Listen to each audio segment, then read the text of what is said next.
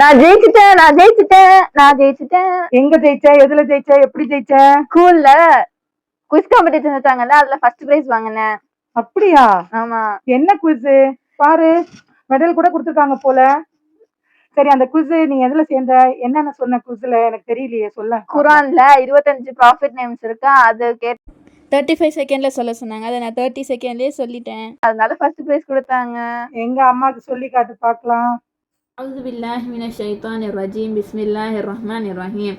25 prophet names mentioned in Quran: Adam alayhissalam, Idris alayhissalam, Nuh alayhissalam, Hud alayhissalam, Salih alayhissalam, Ibrahim alayhissalam, Lut alayhissalam, Ismail alayhissalam, Ishaq alayhissalam, Yaqub alayhissalam, Yusuf alayhissalam, Ayyub alayhissalam, Harun alayhissalam, Yusuf alayhissalam, Yunus alayhissalam, Dawud Sulaiman alayhissalam, Ilyas alayhissalam, Alyasa alayhissalam, Zakaria alayhissalam, Yahya alayhissalam, Isa alayhissalam, Muhammad Nabi sallallahu alayhi wasallam. மாஷா அல்லாஹ், மாஷா அல்லாஹ்.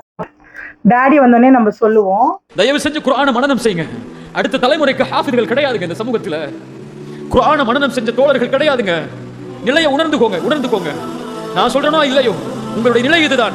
அடுத்த தலைமுறை இந்த கல்வி இல்லாமல் இருந்தால், மார்க்க கல்வியை கற்பதற்கு ஆர்வம் இல்லாமல், கல்வியாளர்களுடைய சபையில் இருந்து கொண்டு அவர் யாராக இருந்தாலும் அவருக்கு கீழே உட்கார்ந்து இந்த மார்க்கத்தை படிப்பதற்கு தயாராகவில்லை என்றால், நம்மளுடைய நஷ்டம், நம்மளுடைய இழிவு, நம்மளுடைய தோல்வி நம்முடைய கரத்தில் இப்ப சுமக்கிறோங்க.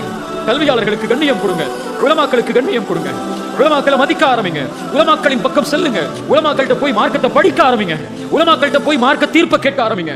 கல்வியின் பக்கம் இந்த சமூகம் நின்றால்தான் அறிவீனம் இந்த சமூகத்தை விட்டு விலகும். அறிவீனம் சென்றால்தான் அல்லாஹ்வுடைய உதவி இந்த சமூகத்திற்கு வரும்.